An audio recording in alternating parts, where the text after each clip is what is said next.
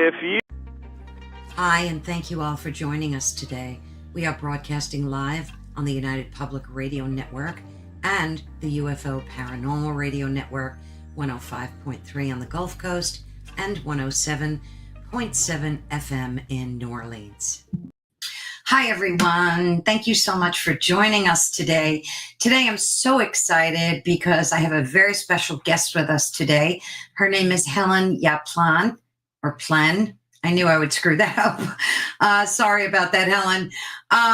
So a little bit about what we're going to be talking about. Today, we're diving into a vibrant world of energy, color, and intuition with our very special guest today. Helen is an intuitive healer, a spiritual teacher, and the author of the illuminating book, which is called The Aura Wheel. And I read that book this past week, and I have to tell you, it was absolutely mind-blowing. And of course, I will have the link to where you can get a copy of her book, as well as her website, her YouTube channel. You'll find all that stuff in the description of this video. So the book is called The Aura Color Wheel, and it says, what your soul aura reveals, your soul's gifts, wounds, and lessons. And that is published by Hay House Publishing. And I believe it's available for purchasing today. So we're going to have a lot of questions for Helen, and we want you to get ready to explore how your aura reveals your emotional state, your spiritual alignment, and even your life's purpose. Helen will share how we can tune into our own colors, interpret their meaning, and use them as a compass on the journey towards greater clarity, healing, and self-discovery. So welcome, Helen. So nice to have you. Thank you so much, Carolyn, for having me today. Thank you. It's such a pleasure. So as I said, I read your book and it was absolutely fascinating. It's the kind of book that like you have to take the test and go through a lot of the questions and quizzes that are in there. And I've devoted this weekend to making sure I do that because I wanted to block out plenty of time to be able to do that. So I have that on my calendar for Sunday. But the book is fascinating. Mm-hmm. And your life's work is really fascinating. You're a multi-talented individual. You have so many spiritual gifts. And I'd like to give you a minute or two to talk to the folks that may not have heard you. Although I've heard some of the folks that follow us told me they already checked out your course online. So they're very, very interested in it. So I'm going to give you the stage and let you talk about yourself and your life journey. And then we'll get started with the questions. Okay? Okay. Sounds good. Hello, everybody. I'm so excited to be here today. And well, first of all, I am an artist, intuitive painter, spiritual teacher, and also the creator of the Aura Color Wheel.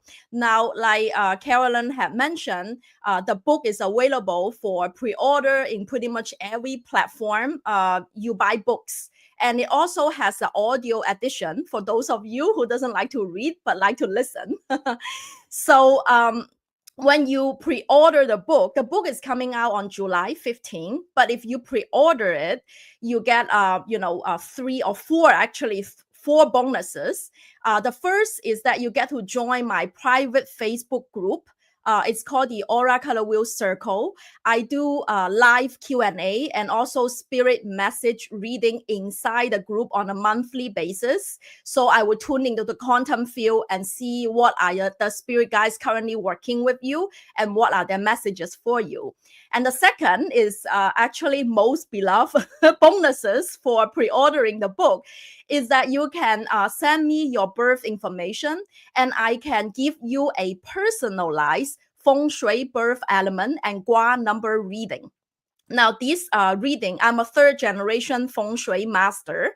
So this reading tells you the 4 lucky directions for love, abundance, health, and spiritual growth. People love this. And normally it typically costs $150, but I'm giving it out for free for my readers. And also you get a ticket to my summer solstice soul aura activation event. And that's actually on Saturday, the 21st. Summer solstice is coming. So it's a energy transmission where I am in trance state. It's going to be a really powerful energy transmission. And then lastly, you get a $50 off of my meditation bundle. It's also one of the most popular product on my website. And it's 49 original solfeggio frequency music or biannual beats. So it's composed by a Colombian musician with this background music to really put you into the theta state, brainwave state, so that you can have a, I would say, conscious awakening to receive spirit guidance. Now, a little bit about me and how I come to channel this aura color wheel. As Carolyn said, this book begin with a self-discovery journey with a 20-question quiz, so that you can identify your soul aura color and what it says about your soul gift archetype. There were 9 soul gift archetypes universal out there, and there were 36 aura colors that tells me what is your wound, what is your gifts, and what are your lessons. And that's completely channel. And my spirit guide helped me channel this book so that it can help those of you who cannot perceive aura color yet be able to actually tap into your soul. So not all of us are born clairvoyant. So at least I wasn't, because my spiritual awakening happens in 2018. That's after 7 years of my daily meditation practice. So my wake-up call happens in 2011. At the time, I was a PhD student.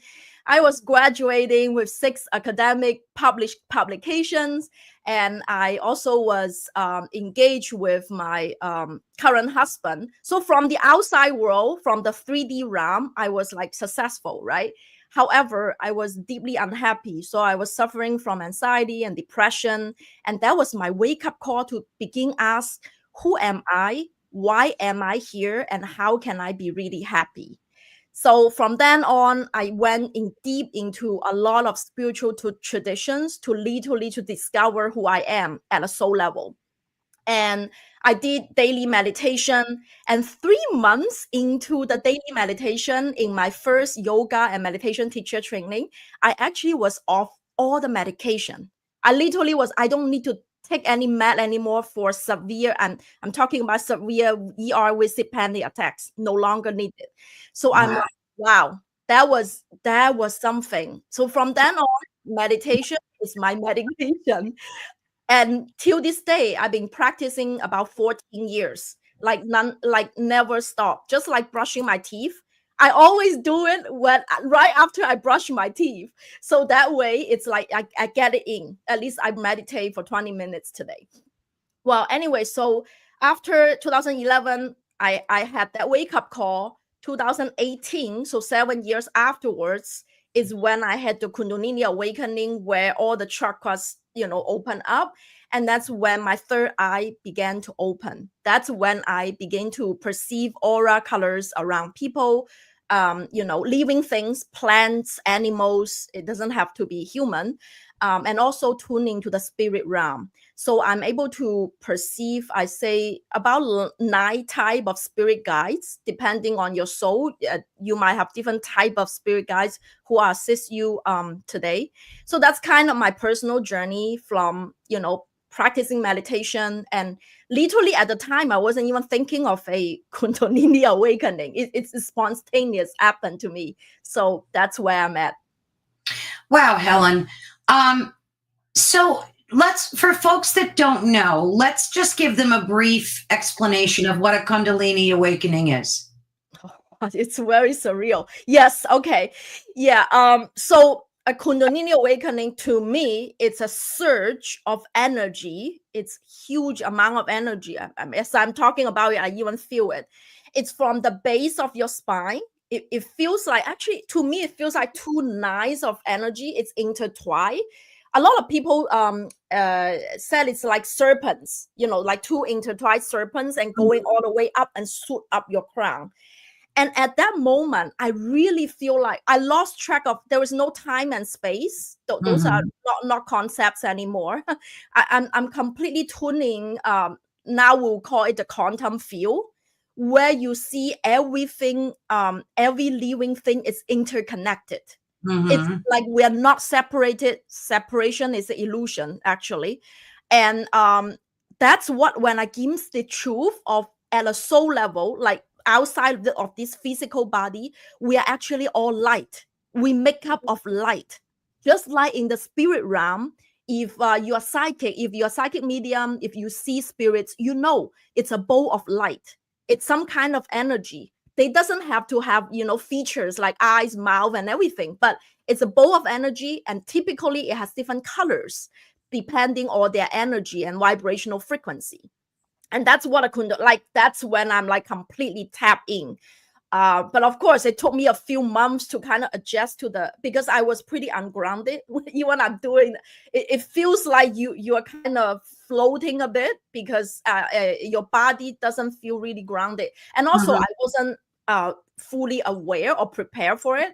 But now I know this experience actually, and some of my students going through one of my program, the course. Actually, some of them had similar experiences. So I always teach them how to ground beforehand, like so that when it happens. Yeah. So so that way you're prepared for it. Yeah. Awesome. So you had mentioned you were getting in your book, you were getting your PhD, and you were just not happy. Like, what were you studying? What were your studies at that time? Okay, sure. Yeah, the PhD is in tourism and hospitality management. Oh, okay. But my research area is actually in human sensory design.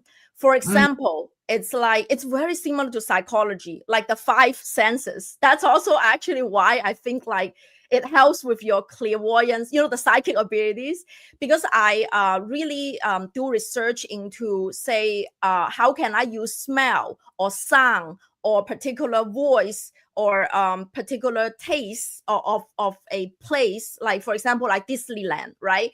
How can I retain the customer so that they can have better memory of the place, so that they can stay longer and spend more, basically. So it's like it's a line of marketing research in consumer behavior of how to increase someone's experience in a particular destination. So that's what my research area was at the time.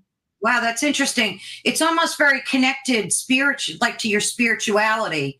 Yeah. So like if folks are going to Disney World, you would say heighten their experience through their senses while they're there, right? You Correct. would like, yeah. They still use this trick today, at a certain ride, they put up some kind of smell, or they use certain symbol, like it works in your subconscious mind.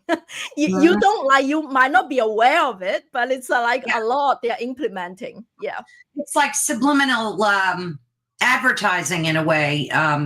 They're doing it. We just don't know they're doing it. Yeah, that's right. You know that. Yeah. You are in communication, so Yes, absolutely. Yeah. So now everyone has the ability to be able to see auras. And I think it's important to tell folks that this is not some kind of woo-woo magic stuff.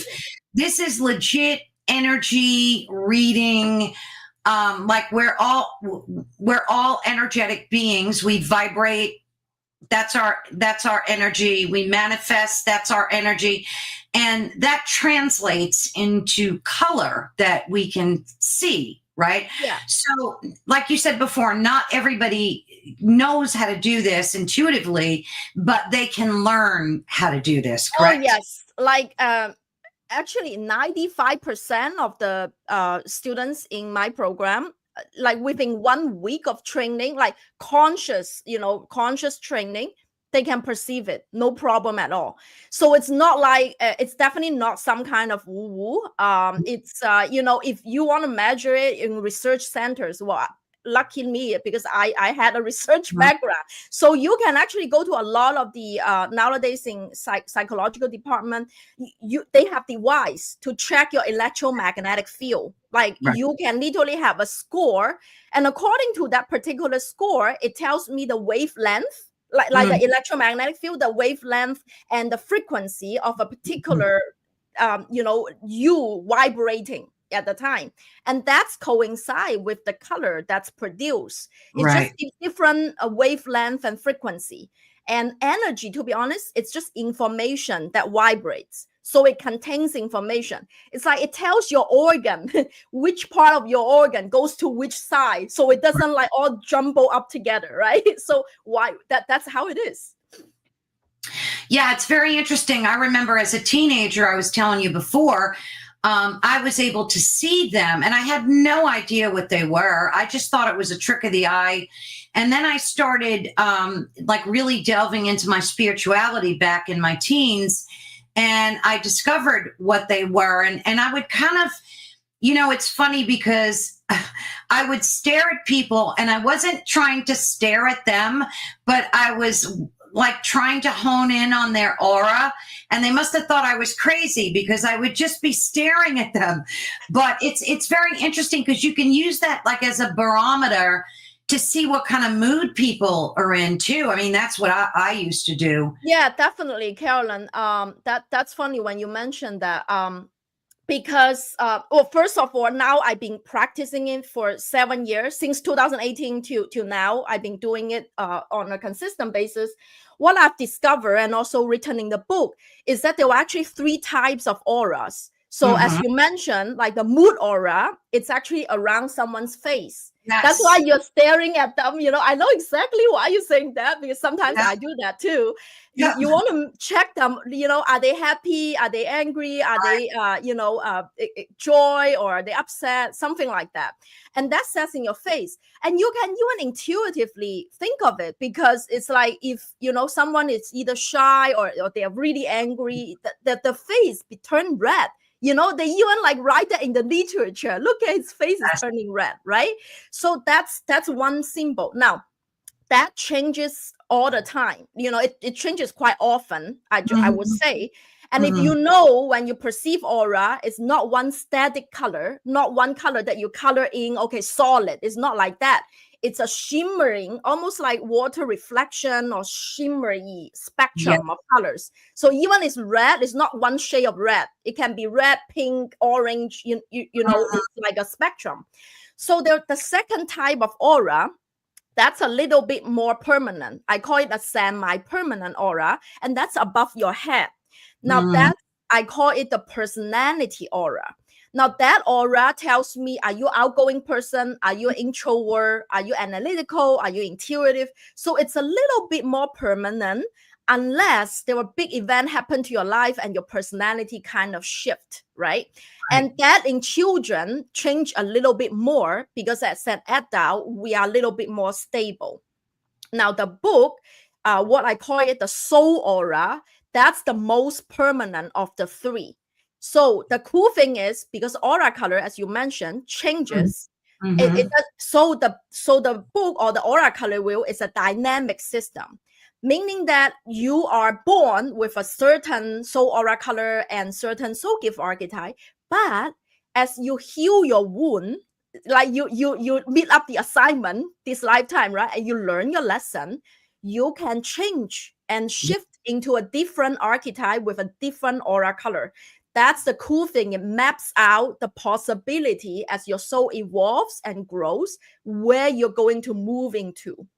So the soul aura is around your heart chakra, because intuitively, that's where our soul resides, like before incarnated in this human body. So I think I definitely want to put this out there, because sometimes some aura readers will get a little bit confused, because they thought that, your aura changes all the time, because it's around your face. They're talking about the mood aura. how can you tell my soul purpose using my mood? You know what I mean? It changes all the time. And I'm like, no, I'm talking about the most permanent of the three. It's around your heart. It only changes if you learn a soul lesson or you heal a soul wound. So it's a big, significant, event in your life. Wow. Yeah. That's amazing. So that's what you base your readings off of. That's right. The soul aura, because that's the most permanent to me. Now I've worked with a lot of students and clients, including myself. I still use this system. It seems 5 to 7 years a shift. It's pretty common, but it's not like it's not guaranteed. It really depends on if you want to learn that particular, because life circumstance will tell you, hey, this is your time to answer the call and do this, heal this wound. But us as humans, we try to delay because we want to stay in our comfort zone. We're not ready to answer the call. So it really depends, how, like I tell people, this is Helen 5.0. Like the Helen you met today, since I was born, this is the 5.0 version, that than when I was born. But when you're conscious, when you're very aware of it, you use the system, and it's very intuitive. I can explain it in 5 minutes. It's like nothing, like you don't need to read 300 pages to understand it. If I intuitively tell you, look, aura are just powered by the 7 chakras, those are called the energy centers. And if you don't know what they are just like the powerhouse, electric powerhouse in your body. Okay. So 7 of them. Oh, it happens to coincide with the 7 rainbow colors, right? And if your soul has something that's stronger, for example, a particular, if you like, since I'm wearing yellow, I say yellow, right? And you're wearing blue, like deep navy blue. So say like if your soul has stronger yellow and blue aura layer, and that happened to be the entrepreneur soul gift archetype. So that means that when you were born, these 2 colors are stronger. Now, normally, if these 2 colors are strong, the opposite color on the color wheel is weaker. So if you have more yellow, the opposite color is violet. You might have less violet. That means your third eye, so your third eye in the violet aura layer is a little bit weaker. So that might be one of your soul wound or one of your soul lessons. Same thing with if you're strong in blue, your orange is literally on the other side of the spectrum, is weaker because you're more blue than orange.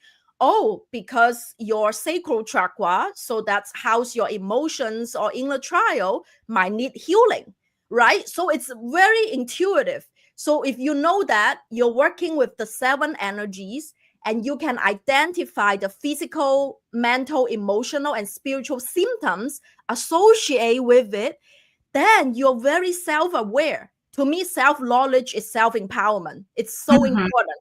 So you're aware of it, you're aware of what you're working on, then you just move your life through that. And it's going to heal not only, any spiritual symptoms, it's also going to heal your physical body. A lot of my clients actually use this system to actually, like, one is a pancreatic cancer, first stage. She came to me because she was recommended by her daughter. She wasn't she think this is too woo woo. She think this is not scientific enough.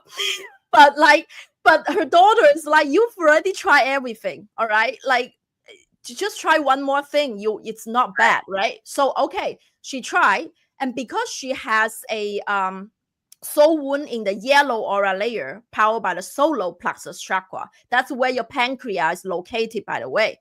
That the self-confidence powerhouse. She has a wound in there.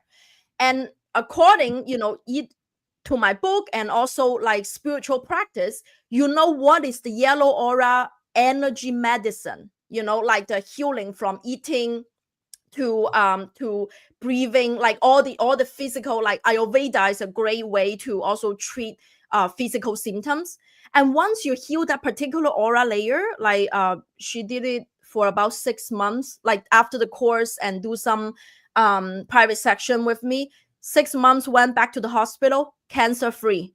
It's like living proof. It's not, this is not woo at all, because I'm actually, it's great that you pull up this chart, because if you can see, if we are the light, this is a really huge perspective shift. The Kundalini awakening made me realize one truth, is that on an energy level, we are light. We are this 7 rainbow. We are not this physical body. So if you look at yourself as the 7 rainbow instead of this, this physical form, then you realize everything, all the healing, by the way, all healing, it doesn't have to be a particular healing. It's from the outside in. It's like, remember when you tune into the quantum, there was no separation. We are the white light. Once you work up the 7 auras, we are actually white. Our aura actually become white, because all of them are our strong aura layers. There was no wound. There was no lessons anymore. That's why enlightened saints like Jesus Christ and Buddha has the white or golden halo. Why? Mm-hmm. Because all of the auras are their strong auras. There is nothing that's weak in them anymore.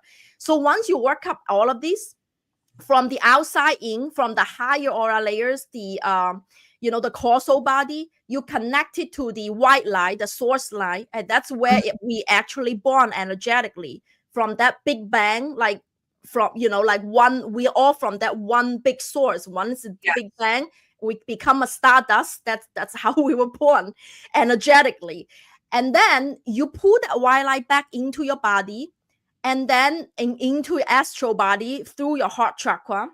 You use that light, and then you see the mental body, that's your yellow aura layer, encompass your emotional body. So that's why Louise Hay, the founder of Hay House Publishing, healed her cancer using positive affirmation, because she put mental medicine in the mind for healthy statements, healthy talk, healthy self-talk, and that heal the emotional body. And once your emotions has these, good vibrational emotions going, both mental and emotional body encompass your physical body. They are going to heal your physical body. So that's the explanation, the scientific explanation of why this is not miracle. Okay, so people say, oh wow, how can you do spiritual work and in the end you actually heal my physical body? Because that's how your makeup is. Your spiritual body is encompassing in your physical body. And that's why I love this chart, because you laid out the chakras and then explained, what each one was connected to and what for. And your book is loaded with really beautiful imagery, and I absolutely loved it. I'm gonna read it again because it's jam packed with so much good information. And I also want to thank everybody. Hi, Christopher, for joining, and Sherry. Hello. And thank you so much, Sherry, for saying that you enjoyed our show. I love talking with Michelle. Michelle is the manager of this network, and she has a channel called The Outer Realm. She has the most magnificent guests on, and occasionally once a month, she invites me, and we always have such a great time. That's awesome. Thank you all so much for popping in the chat. It means so much to me when you do. Don't be scared. Pop in the chat. Helen would love it if you asked her some questions too. So don't. Yeah, definitely. And great. And I'm so grateful you have me and sharing the light. We are really doing the sharing the light work. That's so important. And that's why we call light workers, right? Working the light, literally the rainbow of light. Exactly. I mean, everyone knows that we don't do this for monetary gain. This is done to be able to share, enlightenment with other folks and hopefully help them on their journey. So yes, definitely. So Helen, I want to touch on meditation first because it's so important. Oh, yes. Yeah, meditation, most of the people that I talk to have and still do meditate and find that is like the bridge to being able to lift your consciousness and achieve like a higher self-consciousness. So tell us a little bit about what prompted you to start meditating? Like, where did that come from? And then B, how do you meditate? What's your meditation practice like? Okay. It's actually very interesting. I also have a chart on meditation. I don't know if you can pull it up or if I can share it, because that was Right ahead if you have it. I did take some screenshots, but go right ahead. There's a present or invite. You use StreamYard. yeah. Okay. So Meanwhile, we have a question while you're doing that. She said, can you see colors with your physical eyes, or is it more with an inner sight? It's more of an inner sight. Yeah, that's a great question, Sherry. Thank you for asking. So I completely close my physical eye. I see actually more. And when you see me channel, I sometimes do channeling. I am completely like physical eye, pretty much completely closed. I tune into my inner world, and it's more of the inside, like where it really perceive it. I say it's the pineal gland. If you know where the pineal gland is located, it's almost like in the middle of your scalp. It's like the center focus. Yeah, right there, right behind this. That's where I actually perceive the image, or perceive colors. And it's funny that you mentioned that my book has a lot of images. They are all actually those are all created by me because that's how when I meditate, I see a lot of visual images, and they're very vibrant because I work with color. So all of the images, that's what I see. And actually, this is one of my channel paintings of my spirit team and me. It's a dragon's eye. I don't have the original painting with me because I'm having a solo gallery show at the local gallery here. So that's why I don't have the original painting. But as I mentioned, that I'm also an intuitive painter. So I paint through my third eye, meaning that when I meditate, I see images like this. And I don't use my physical eye to be honest. Like even I'm like completely blind. I can still perceive in the spirit realm. It has nothing to do with your physical eye or how good your eyesight is. Actually, in reality, my eyesight is so bad. If I don't wear glasses, I have my contacts on. If I don't wear my glasses, I'm pretty much blind. So, okay. So I find that particular image about the meditation that I want to share. See image.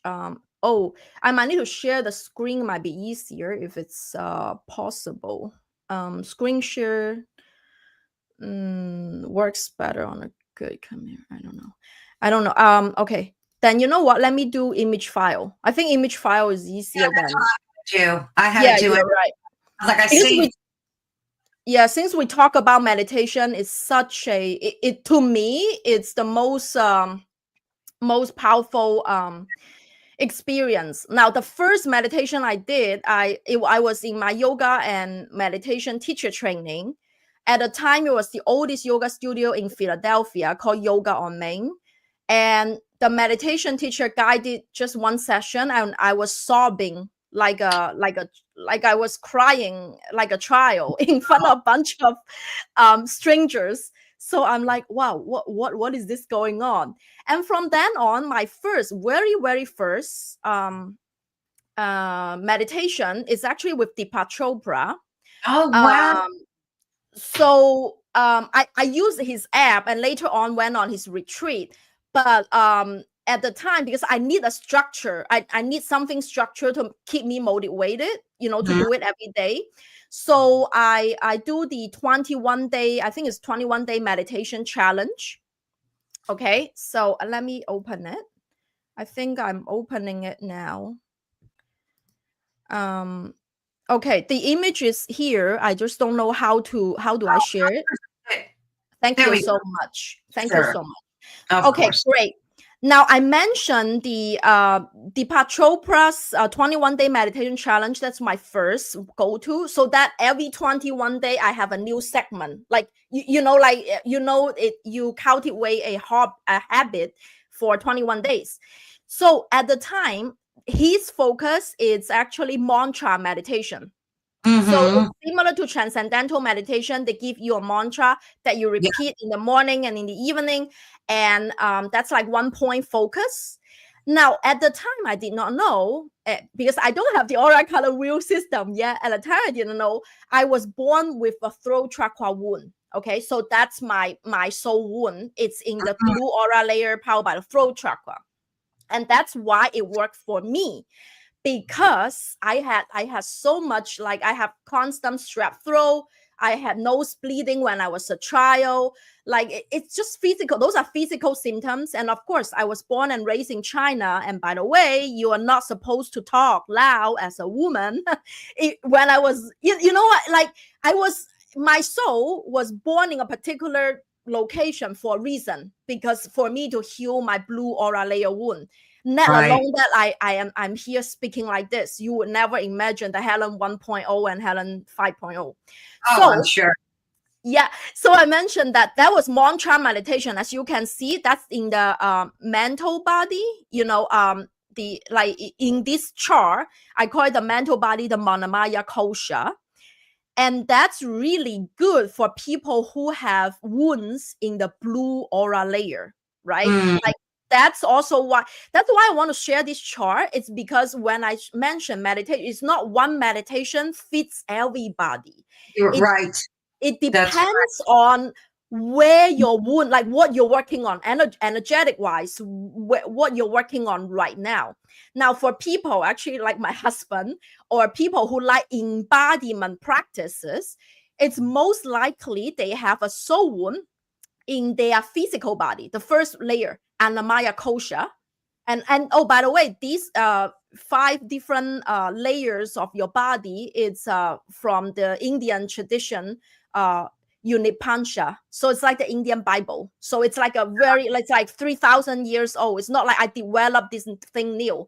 The framework it's existent, but I just use it so that you know which meditation method works better for you, right? You know, that's such a great point. Like, and I'm going to have to research this because in my teens, I studied transcendental meditation and I was given a mantra, and that's what I use until today. So I wasn't aware that there are other. So where does TM fall under in this chart? Where it's also in the mental body, you know, Manamaya kosha.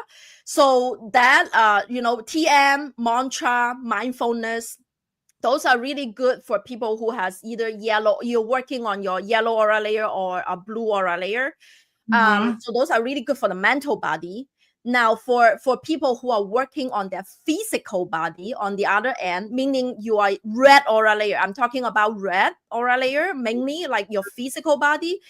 Actually, like doing yoga. Yoga is a moving prayer. Don't think of it as just an exercise, okay? It's a moving prayer to God. You know, you want to unite with God. That's what yoga means. You know, in Sanskrit, that's what it really means. Like Qigong, Tai Chi, you know, mindful, like mindful walking. I would say if you can get into that state, the consciousness state, basically if your brain wave is in theta, you're meditating. It doesn't have to be sitting down doing nothing. No, it has to be like that nowadays they even sell those devices. Before I had to go to the lab to use it. I think nowadays they even sell those devices. You can put it on your brain, literally see what type of wave that your brain is producing. As long as your brain wave is doing theta, you are meditating. It doesn't matter. Like, for example, my mom can be cooking or gardening, and I can tell she's completely zoned out. She wasn't doing she was just like zoning out.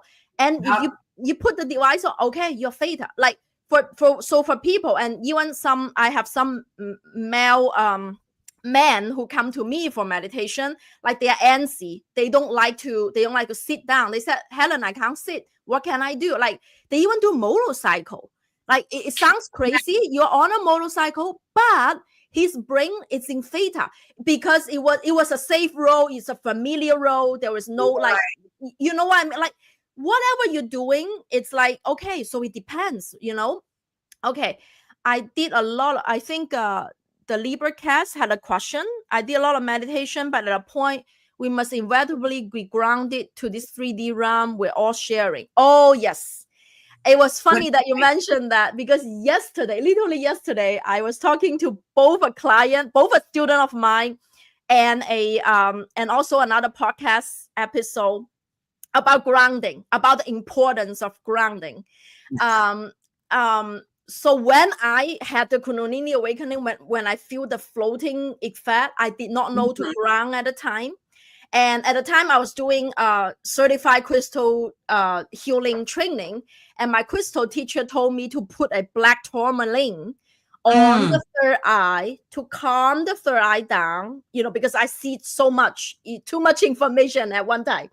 And then also, wearing red. I was actually also eating tomatoes, like red tomatoes in the morning, and drinking hibiscus flower tea, because it's red.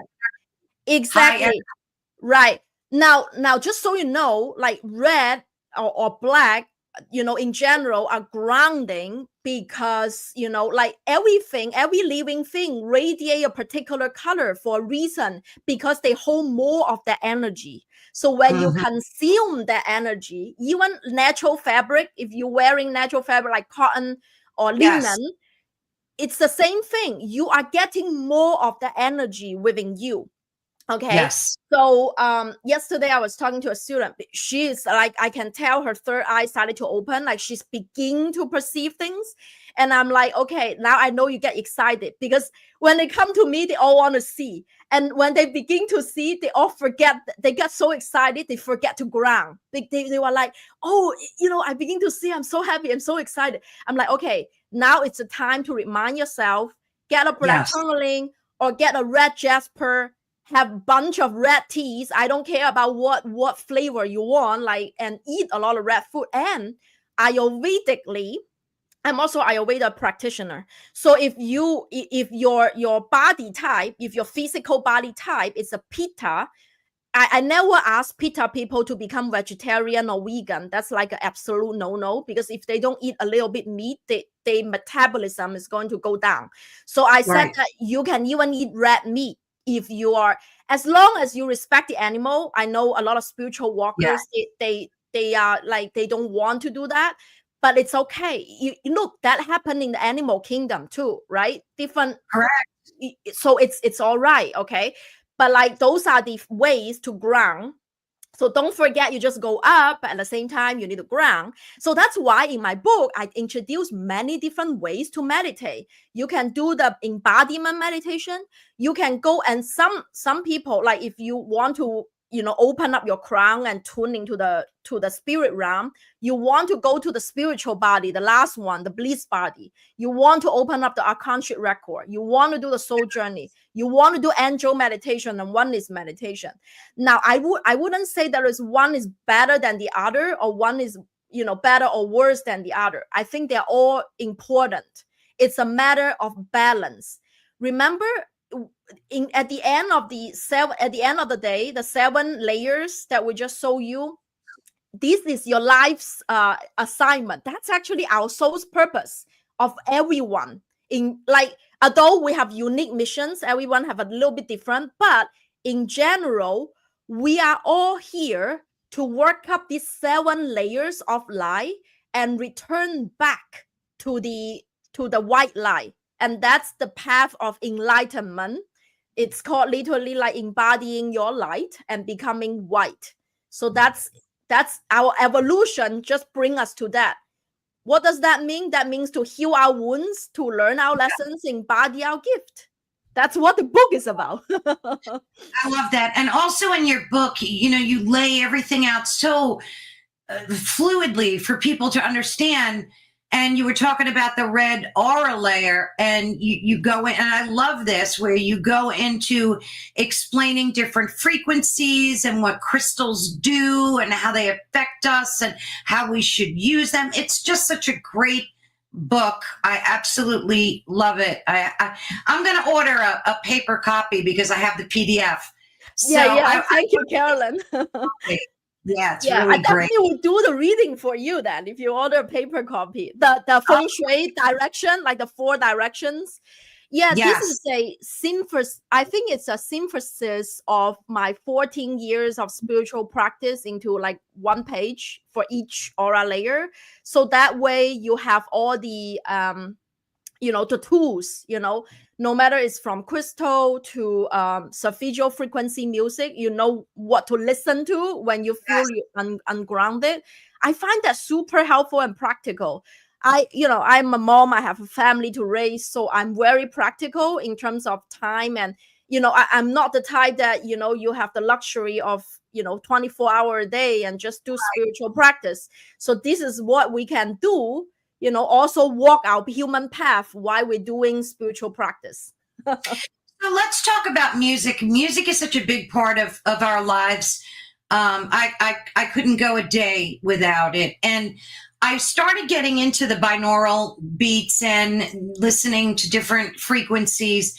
Can you quickly explain what they are and how they can help us with our aura and, the connection between the two?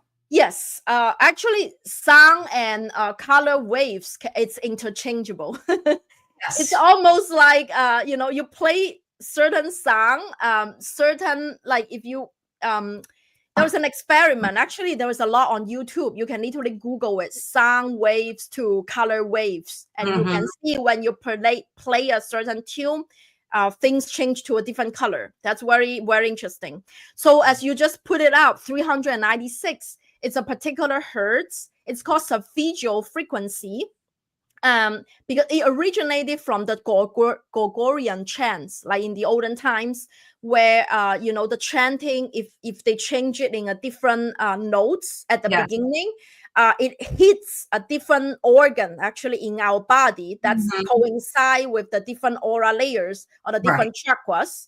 So if you play that particular music in the background, you don't even like consciously listen to it. Like I sometimes, when I'm working on my computer, I just put it on, like, okay, today I need some grounding, so I play 396. Or today I need some heart, like I'm working on my forgiveness, or I'm manifesting a relationship, whatever. I need some heart music, right? So I need to play 630. It's pretty much like every increment about 100, like 300 for the red aura layer, the sacral is 400, and then 500 for the solar plexus, 600 for the heart. It's every 100 incremental until 999 to the crown, to like open up to crown. So that's like the you can easily Google it. It's also in my book. But the difference between the solfeggio frequency and the binaural beats is that solfeggio frequency has a particular frequency. You just Google that particular frequency music and just play it. It's going to change actually us physiologically, like even the DNA, even your mood, you will see all these changes. And the second, the binaural beats, it's different. That's what I'm talking about. It's about changing your brain wave. The alpha, theta, gamma waves. So basically, what it does, like for binaural beats, it's better to use a headphone. So what's playing on your left ear is different than playing on your right ear. So that way, basically the differences, the minus each other, the differences like 4 hertz, 6 hertz, or 7 hertz is what your brain perceive it's listening. So it wasn't the actual 300 something hertz that is playing, but it's the differences between the left ear and the right ear. And that goes into your brain. Headphones, right? That's right. So you wear the headphones, and then it goes into your brain, and it signals its brain, oh, by the way, now you need to produce theta wave. Now you need to produce alpha wave. Do you want to be focused? Are you working at a time you want to be focused, so you want alpha waves? Or do you want to be more in like a trance, like what I try to get into all the time when I channel? It's like theta brainwave. Or do you want to go sleep? So people have insomnia; they have really hard time sleeping. If they use I think it's delta, like the completely asleep brainwave, then you go to sleep like in no time. So those are for like so binaural beats is more brainwave. The solfeggio frequency is literally the color in sound form. I love that. I love that. Music does. I mean, like, even when I'm doing work, I have to have that on in the background. I'll play some, depending on the frequency that I need.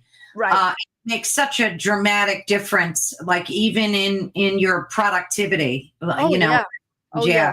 Yeah. When I'm working, I like to play 428. I think it's around the solar plexus chakra. So that's where you do action when you need the confidence, self-empowerment, acting and all that stuff. It's the goody stuff that comes in. That's what I typically do. And people also call it the miracle tones for some reason. Mhm.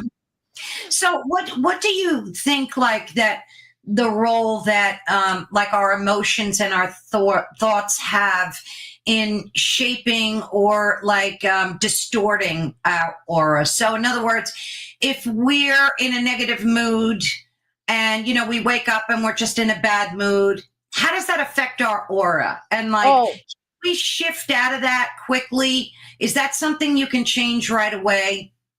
yeah, so it's a conscious choice and conscious decision. It's almost like a conscious self-awareness and willingness to change. Okay, so I was there. I mean, I used to take longer to get me out of it, but now I can do it pretty fast.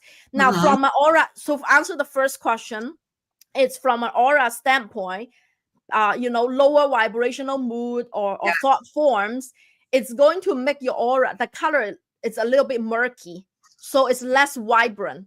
Like when you are in a good mood, happy and all that, you radiate very vibrancy, Yeah. very vivid color. I can see it's almost like all my paintings, I paint them really vibrant because that's when you're happy, joyful, all things are all good. Okay, so when you're a little bit sad or worry or low energy and something like that, the color muted a bit. It's almost like from a color TV changing to a black and white TV. Mhm. Okay, now it's not completely black and white, but it's like kind of beginning to be a little bit murky. Right, right. It's still the same color spectrum. It might still be the green or the yellow you have, but it's just like a little bit murky. Something Yeah. is on top, like a fog on top of it. Now, first of all, the the most important thing for you to do is that to accept it without a judgment, because sometimes we judge ourselves so hard. It's like, oh, I feel bad, I shouldn't have felt that. No, Right, a lot right. of people, that's the first trap you're getting into. It's like you're judging yourself too harsh. If you don't even name it and accept it as it is, you're not going to change.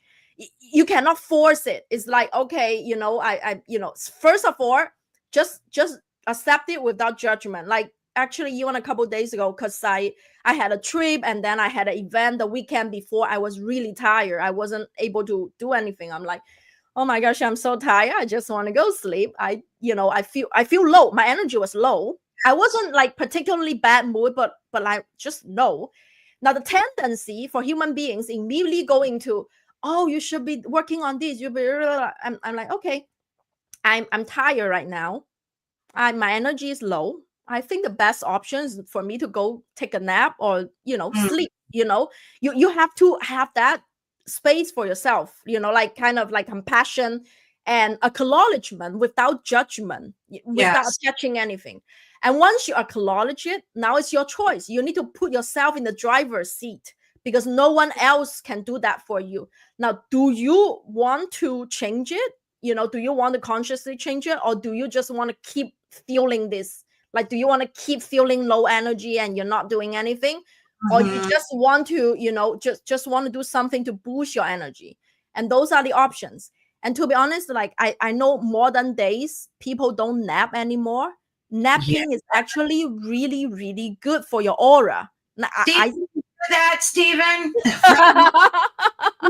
He loves to take naps, and I think it's great. I think it's great. Yeah. So napping, and also like if you want something quick, you're outside, it's not, you don't have the time. I always carry a crystal. It's called a salad light bar. Even Mm, on my computer. Like if you get tired, like if you just feel like you're grumpy, all right, oh, okay, I feel I'm grumpy right now. Okay, so use a salad light bar as a comb to what is comb your that? aura. It's a What It's like a bar. It's a crystal. Oh, wow. In a bar form. It can be short. It can be in any other form. This just happened to cut out and has this chakra, but you don't have to be fancy. It's just this particular crystal. Let me put it on. Yeah, what is that called again? Yes, selenite, N-I-T. I hope I pronounce it right. Selenite. Selenite. Yeah, it's selenite. Rather inexpensive, self-cleansing. It cleanses all our crystal jewelry. So, and of course, you can cleanse our aura. All right. And I also mentioned this in the okay. Awesome. Yes, Sherry, that's it. So I also mentioned it's like $5. You get a big chunk of it. It doesn't have to be even polished. It can be those rough bars. Yeah. I have it in my purse all the time, especially if you are in the airport, you know, a lot of other energies there. Yeah. What I do is you go to the bathroom, you just comb from head to toe, from like head to toe, from the top to bottom. This is really light giving. So from an energetic standpoint, this is really good. I have one with me pretty much in every purse. You know, you get a bulk of it. You buy like 12 of it for, I don't know, like $20-$30, super cheap. You put it in every corner possible. And then every morning I have in my dresser, you know, every morning when I comb my hair, I comb this. I also comb my aura. I call it comb my aura. I love that. Do you feel it? Like after you do that, can you actually feel? You can. I'm actually already feeling it.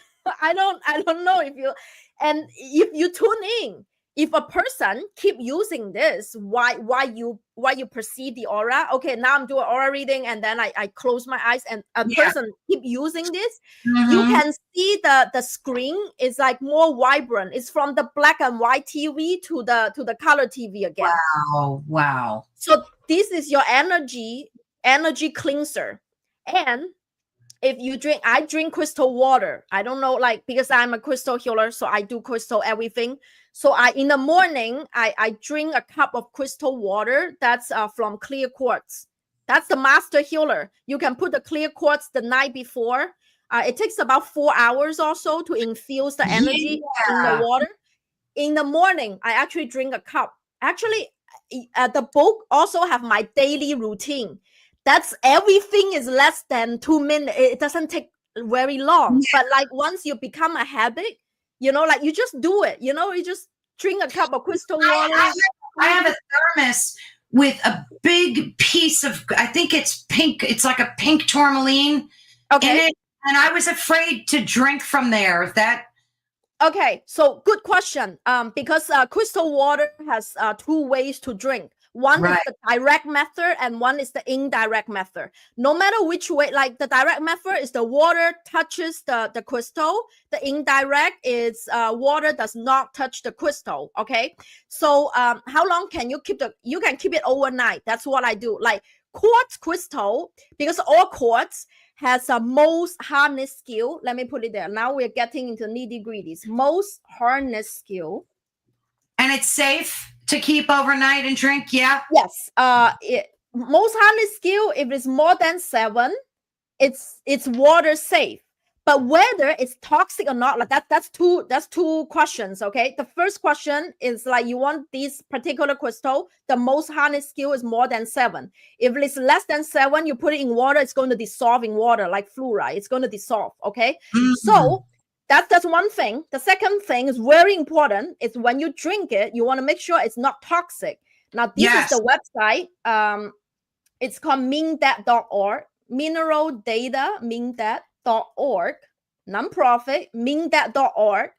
Has all the information that you need. You go to this website, put that particular crystal's name on the website, like search, hit search. It tells you whether it's toxic or not. So if it is non-toxic, it's safe to put it directly in the water. And you also want to make sure that it's water soluble or not. So like look at the most hardness skill, like whether it's okay to put in water, whether it's toxic or not. And another thing, since we're here, I'm a crystal nerd. Oh my gosh. All my paintings has crystal grids on them, by the way. Yeah, that's the mindat.org. So you see the search bar in the middle, you put in a crystal, it tells you every information about this particular crystal. That's all the scientists of crystals, that's where they go to figure this out. I love that. Yeah. And then another way to use it is actually take a crystal bath. If you take a crystal bath, it go in your bloodstream. It literally go through your skin, get into your bloodstream. You know, crystal is just another vibrating thing, another living thing. And the differences between human and crystals is that crystal has a consistent vibration. They are not moody. They are not this second happy, that second sad. Their frequency is consistent. If they are like, if this one is 396, it's 396 forever. If the quartz is 999, it's always 999. That's the only difference. So when it's called an entrainment, this particular experiment, it's scientifically proven. When two vibrational system in different Y, for example, my energy is super low, right? I'm just vibrating, say 300 hertz. And this crystal is vibrating in 900 hertz, right? It's connecting to the spirit realm. And then if we are together, if you put two vibrational frequency, different things together, the higher vibrational frequency will make the lower vibrational frequency to match its frequency. Oh, wow. It's called experiment of entrainment. You can even Google it. Like that's why I recommend you to have friends and families who are happy and high Y. That's why you don't want to become with toxic people. Why? Because whoever is the highest in that group will become the foundation vibrational frequency. Right. So that's why you want to hang out with high Y people. Then you have to be careful too, because there's you don't want to hang out with people that are going to like drain your energy either, like the vampires. Yeah, you got to protect yourself. Definitely. That's right. So I wanted to ask you, this may seem off topic a little bit, but maybe not much, but I often have conversations with folks, and we talk about, do you think that a person can be born without a soul? Like they call them NPCs, right? I don't know if you ever heard of it, non-player characters. Yes. Do you think that every human, and I always love asking all my guests this because I get such a diverse answer. Do you think that every human is born with a soul and they become evil or wicked or negative? Or do you think that there are people with no souls, that they enter this journey and they just they're devoid of souls? Right. So I don't want to cast a personal opinion or judgment on this. I would just say, based on my experience since I was awakened since 2018, for like, as long as I'm able to tune into the quantum realm, I've never seen a human without a soul. Right now, I would say that I've never seen one. I will keep this experiment. I will keep this, quest in my mind. If it happen, someday I become, I actually encounter such a person, I will let you know. But so far, for this time that I've seen, I've never seen one yet. Oh, I'm so glad to hear that, because I found it so upsetting to think that like we're all God's creation, whatever you want to call God. And to think that there would be a human without a soul is very disturbing to me. So I always like to get, people like yourself, get your opinion on that. I mean, I agree with you. I don't think you could be alive and not have a soul. Yeah. I also, like, for a topic that I'm not like kind of an expert, or I did not do enough research on that. I just don't want to say like, oh, this is my personal opinion. But for things that I think I have enough knowledge or I have enough experience, so I would just saying from my personal experiences, I've never seen one yet. Like, I can tune into everybody's energy, even walking on the street, like Right. even strangers, but I've never seen one. I mean, they all do. It's just like we are born at different base level frequency, Right. because of our past life, samskaras. So samskara is a Sanskrit word of all your past life karmas to this lifetime. And the more we can work up, like, so almost like a game, you have this level, right? Okay, the next level is this. Let's raise up the bar, raise up our frequency. What is the next level, right? So it's like almost like choose your own adventure game. No, it is much like a game. And, I agree with Eversource, a statement that some people are just disconnected. And I think You're right. That's right. Is it whether true. we are connected or disconnected? I so agree with you that I totally believe we're all a spark of God or creator, Right. or whatever you call it. Okay. So it doesn't matter. And I read all religious textbooks. They're talking about the same truth, no matter Yeah, what you believe. absolutely. We are from that. And the end goal for individual soul is literally to go back to that source, to merge with that. And some people actually choose to not to connect. They are too scared to connect. Yes. They are like that's what I meant by, like, every 5 to 7 years your soul is supposed to change soul or color. For people who stay the same soul or color for their lifetime, it's because they're not willing to commit to that change. Maybe they just like do a little bit. Yeah, I don't believe it. I'm comfortable here. I'm comfortable with my life. They're However, afraid to change anything. They just right, want everything stay the same all the time. And life, right. it doesn't work that way. But however, the sad thing is, I don't want to judge them. It's their own choice because the soul has the free will, right? But the sad thing is, like, when you come back, like incarnate the next lifetime, you're doing again the same thing until you make a change. You can do this for 50 lifetimes, no problem. If you want to stay the same. But just like the time for you to, merge back to that source, it might take a little longer. But to be honest, like, time is an illusion also. There was Yes. not. So yeah, that's why I'm not even afraid of dying. I tell people, when you mention you're so multi-passionate, like talented or something, it's because I've been doing this, all different things in different lifetimes. I just remember it. It's just like if you remember what your soul had done in so many lifetimes past, you can just bring them all back to this lifetime.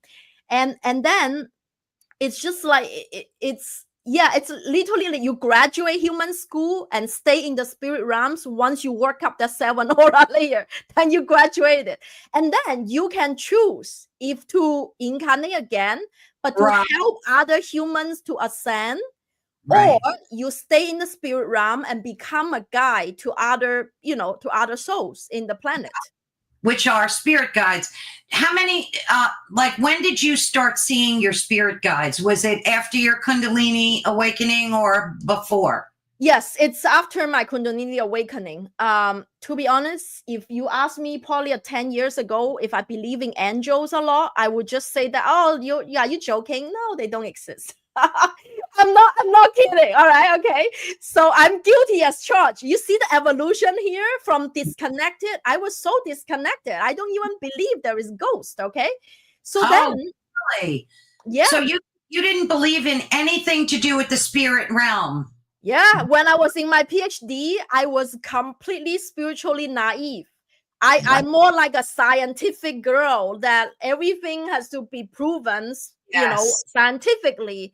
Now, the first time that really shifted this perspective for me is literally the first time I do meditation, because I know Mother Mary was holding me the whole freaking time. I'm like, I just know, I did not know Mother Mary at the time. Now I know. But at the time, I just know there is a higher force. Something super warm, super cozy, super comfy was holding me the whole time. That's when I began to sob.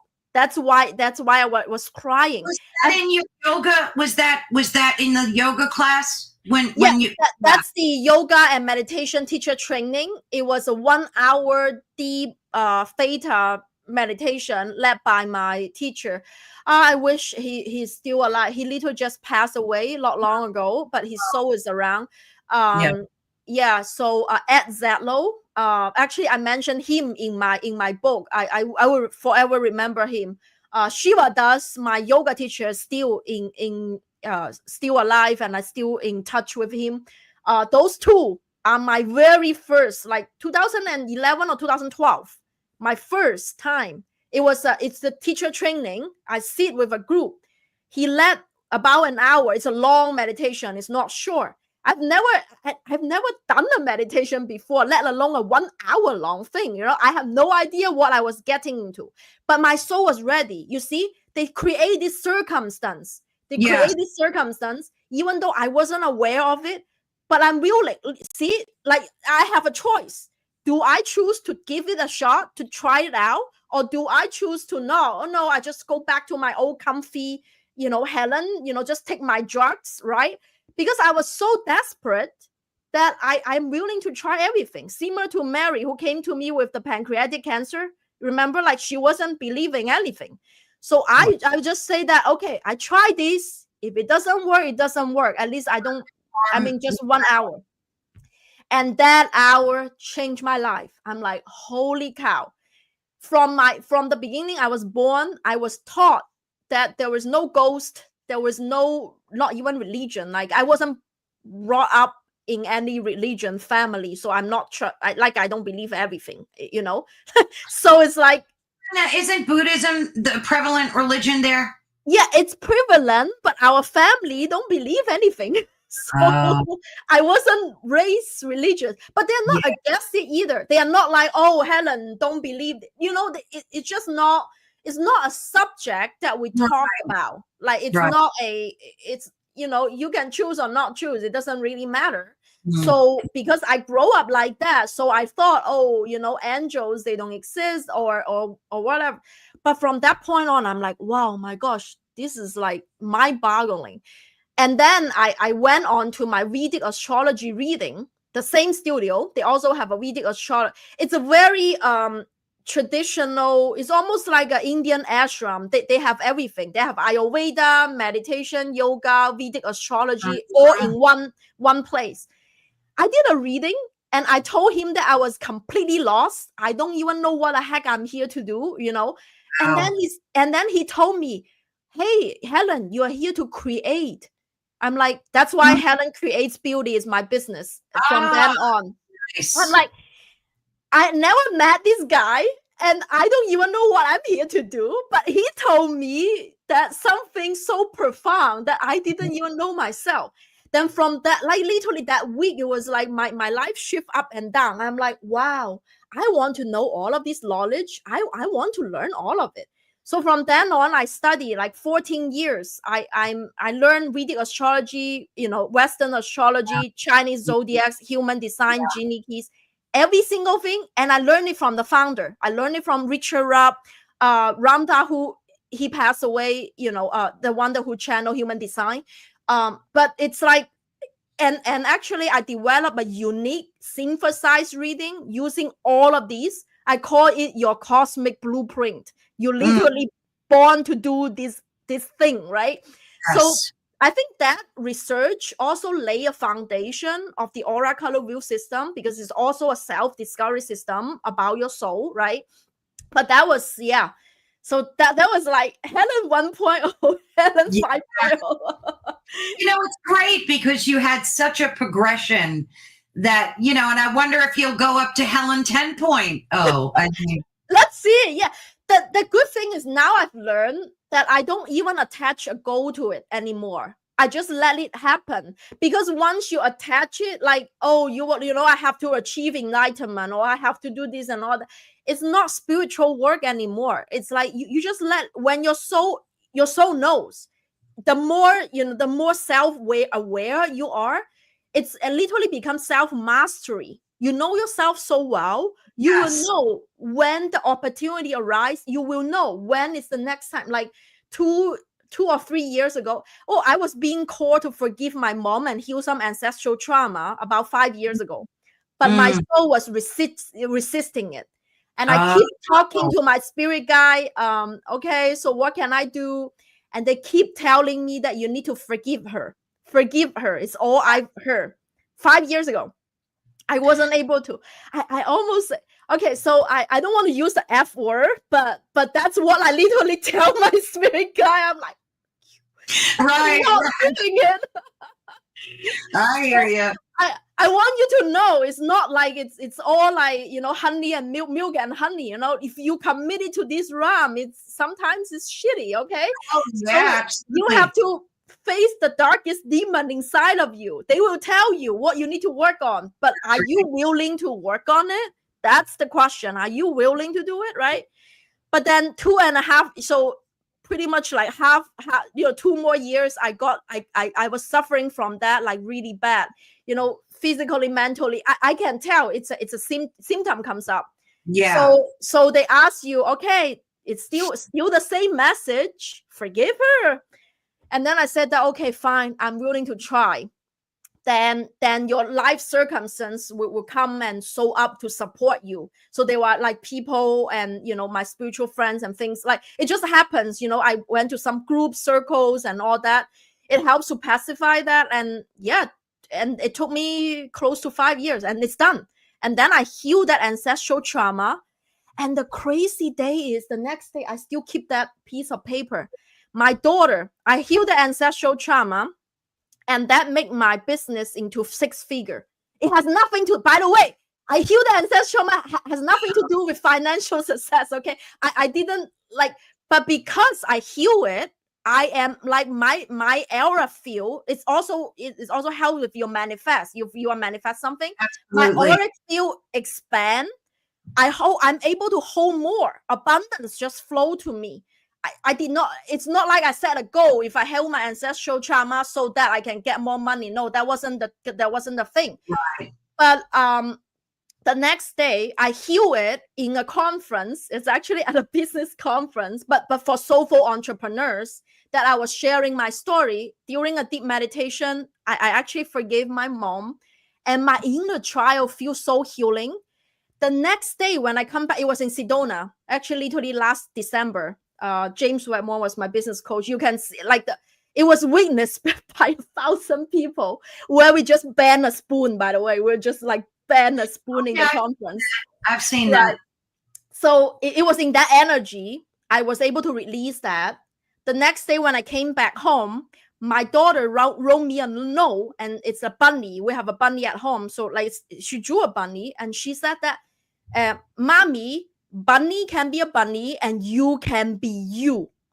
It's literally like the meaning is like you don't need to be anybody else that you are not. Like I set my daughter to be free. It's not just me. It's like I'm healing the whole mother lines. It's not like there was no must, no like you have to become something so that you be successful. I don't need to prove myself that I'm worthy. It's a self-worth issue, right? Oh, it most definitely is. It most definitely is. And that's why forgiveness is so important, because you're not only forgiving the person that hurt you, but you're kind of forgiving yourself too. I forgive myself, and I give a chance to my daughter to not carry this shit again. Exactly. It was like, and my daughter didn't even know what I went through. It was a crazy thing. Just like the healing happened to another client of mine. She was sexually abused by her older brother and verbally abused by her younger brother. Bad, like really negative soul contracts, right? And she's in her 60s, and she's really painful. She came to me for like she has a lot of pain because she has 1st stage breast cancer. It's like see the heart chakra, how bad it is. Like you can delay. Remember, if you don't choose to work up to it, you keep delaying, you know, until now you know, she can just literally pass away by that. But she's like, okay, I'm ready to do this work. Let's work together to make it work, right? And her older brother already passed. So we go through the course. It's called one of my Flowing with Your Rainbow, one of my signature course. And then she decided to forgive his brother. And it takes about, you know, 6 to 8 months also. And then his brother, the last day after our private session, her younger brother actually called him to apologize to her after a decade that they haven't spoken. They haven't spoken for 1 decade. It's almost like what you do. Remember, at the quantum level, we're all connected. It doesn't matter. It doesn't matter on him. It's not about him. It's about you. And once you release this soul, the other soul felt it. And he actually gave her a call. He said that, I'm sorry for what I had done to you when I was, And the cool thing is, it's gone. So once you're done, the soul contract is gone. When you incarnate the next lifetime, there was no shitty soul contract anymore. There was no abuse. You don't need to experience this again. Yeah. And that's so good, because it's generations of people after you too. It does. Yeah, it's like you heal. Like I can tell I healed not only my mother, but like grandmother, great grandmother, because like we have to to be a certain way as woman, right? Like it's like it's crazy. But yeah, that was like that's like, it's not only on myself. I use it on myself because I'm walking the talk. Absolutely. I also use it on my students and clients, and it's proven that this work really. It does work. It absolutely does. We have 2 questions here. Okay. This one first. Can animals see or detect your auras so that they know what you are like or like? Like, can animals see? Yes. Animals have souls too. Maybe they don't speak the human language. They have their own language, but yes, they do. Unfortunately, I'm allergic to cats and dogs, but I love animals. So we have like 4 parakeets, 1 bunny, 1 turtle at home. So we are a little zoo, because my daughter loves animals too. So yes, they are. They actually can sense. They are even more sensitive. Now, I'm not sure if in their language they call it aura, or if in their sight it's called a color, but they can feel your energy. Absolutely. They can feel your energy. Just like if you have a cat or dog, they are so sensitive to your emotional, mental state, right? So they can, and also oftentimes when no matter you go to adoption center or pet store, it's almost like the light attracts light. It's like your vibration, similar frequency. A particular animal come to you, it's for a reason. Because they literally can smell you. It depends on their strongest senses. That's like psychic abilities. Are they stronger in smell, or are they stronger in sight? Different animals has different ways to, or maybe hearing. Some actually, hear the micro little things that you do that you have no idea of. So yeah, they can. And they do have a soul. Yes, absolutely. We also got a question from Eversor. He said, I wonder if ET managed to create AI and give AI a soul. That's a big topic of conversation. A lot of people are asking if artificial intelligence can become sentient or not. Some people say yes, and some people say no. Some people think that we could make it sentient by giving it the energy and giving it a soul. What is your thoughts on all that? Now, again, I'm not an expert in AI, but just for and the funny thing is I'm actually developing an app using AI to build upon my system to give guidance, but it's completely based on my knowledge and our training. So based on the knowledge and my experience so far, on my interaction with AI so far, I personally don't think that AI is able to have a sentience or consciousness unless we inject our personal consciousness or sentience into it. Meaning that it can be a personification of one soul or multiple souls. If multiple human are working on this particular app, or this particular AI, consciousness, but it does have the knowledge base of pretty much all human consciousness. So it can be a collective thing as well. So like it depends on, is it a one person working on this particular AI or another one.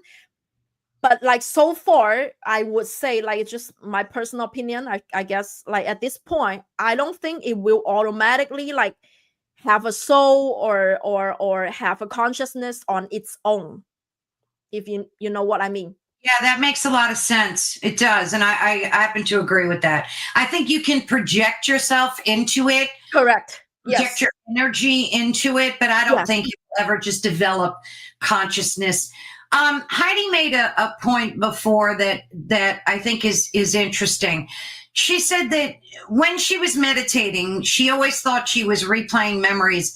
But after her journey started in 2017, she knew things she shouldn't have known and had visions that were not memories. Now, while you're meditating and you get, the monkey brain is going, right? Do you think you're able to have intuitive moments during meditation where you can see things, in the future, or get an instinct about things you should or shouldn't do? Yeah, so Heidi, what you're talking about is actually a psychic ability that I call it the precognition. So it's also written in my book. So I want to say that there were two things in there. One is the past memory. Some is the past memory, and it can be also your past life memories. So you've done it maybe in different lifetimes, in different settings, but similar things. Okay, that's a possibility. And the other thing is like you have these visions or knowing or precognizant, like knowing of something is going to happen, but it's not a memory. So it might happen or might not happen. It's like a lot of the sages call it like a prediction or something like that of that sort. But it's based on the current timeline, meaning that if you perceive a vision, say, I don't know, someone is going to call me or something is going to happen, if based on the current timeline everything stays the same, so everyone is in this predictability of probability of, like, they are doing, this person is doing the same thing, that person is doing the same thing, they are not doing something radical, that might happen. So it's almost like a probability game. So it's a type of like, if you think that's your intuition, that's a type of psychic ability. Okay, now, but you need to distinguish, as Carolyn was saying, that is it just your monkey mind, is it just your your ego or your mind just making up these messages, or is it real intuition and real real foresight, like the precognition psychic ability? I would say that to distinguish that, I will actually test it out. I Yeah. do that all the time myself, right? So if I had a vision, okay, so if like I have a vision about the future, about something that's not going to happen, so okay, let's just keep this in mind and see and see whether that's actually happening, right? You could, You can, yeah, yeah. you can just test it out.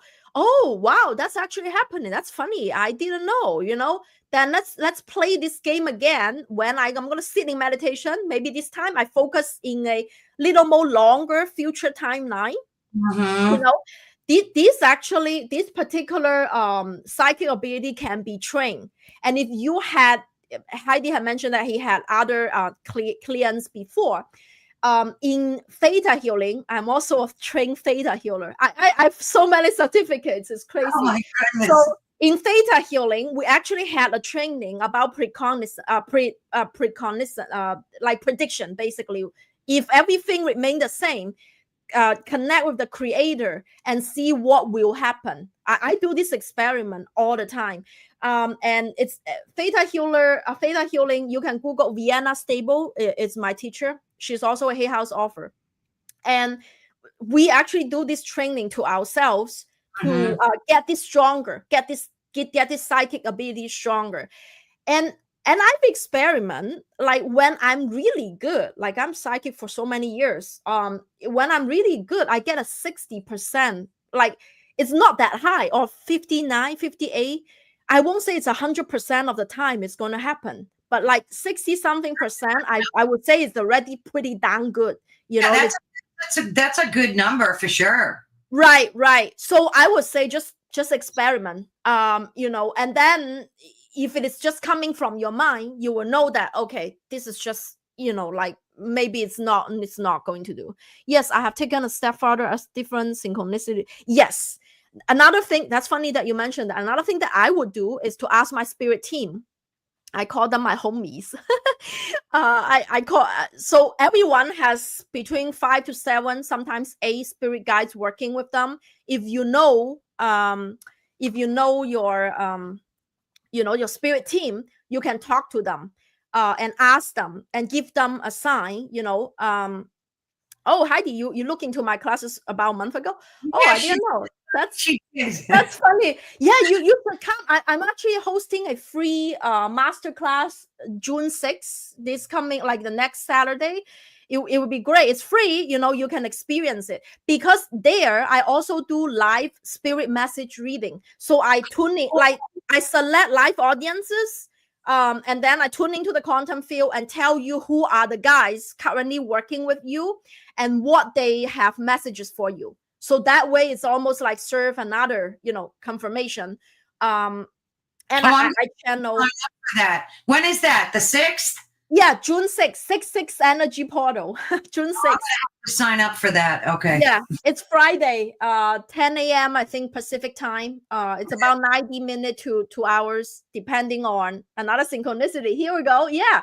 So depending on how many live reading I feel called to do at the day. The first half, I dive really deep into the aura color wheel, how you can use it personally to for your soul's spiritual journey. So that's more of the left brain thing, and then we transition into a meditation. That's also helped me to kind of switch to a different realm, to tune into the quantum, and then I begin to do live spirit message reading. So yeah, that would be good. And if you work with them, also for people who are not familiar with their spirit team or want to get higher guidance, I would recommend you to definitely meditate, of course. Choose your form of meditation, no matter what form you choose. And then it's basically the goal. Look, meditation is not about sitting there doing nothing. The goal is about being present. And your brain is producing theta brain waves. That's the goal. Okay, so it's not about sitting there doing nothing. You can do a million things as long as you're present. You're not thinking the past. You're not thinking the future. And if you have that regular practice, another thing I will add to it, I would say that, spirit guides, it's almost like you need to date your spirit guides. Look, you marry your partner for your lifelong. Do you just talk to them once? Do you talk to them once and then you marry this guy? No, you talk to them a long time, then you marry him, right? So that's why I want you to do the same thing. You talk to your guides like your friends. Hey, Michael, what's up? Like Archangel Michael, I just call him Michael. I'm like, hey, Michael, I know you're around me. What's up? Like, show me a sign. And then all of a sudden, I see a blue bird. Like, see, Michael's playing with me. Like you play this game with your guys, and they will show you particular signs. Only it's them. Nobody else will know. Only you know. And true. Yeah. Then you have fun. Then it becomes a fun process. Yeah. Oh, that's so fun. Today I talked to Michael. Become more aware. Like the more you do it, the more aware you become. Like I kept hearing 2 words: pay attention, pay attention. And I paid attention to that. And then like everything just started unfolding. I started noticing things and seeing things that I wouldn't have. So absolutely, you got to pay attention. Yeah, totally. I totally agree. Yeah.